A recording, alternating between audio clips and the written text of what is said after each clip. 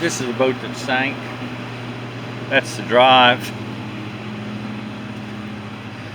And you can tell it's been sitting in the water real low for a long time, because that shouldn't be underwater, and it was stayed underwater long enough that it had growth on it. And you could look at the line on there, it stayed like that for probably in Percy Priest Lake, that's 2 months of growth. And then from the solid line on up, you've got growth all through there. So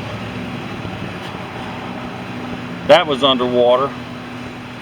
That was underwater. There's one line right there. That might have been the final line until the water got up to right here and nailed the coffin. So it just gradually filled up with water until it got up to that point. And then when it got to that point, she went the rest of the way down.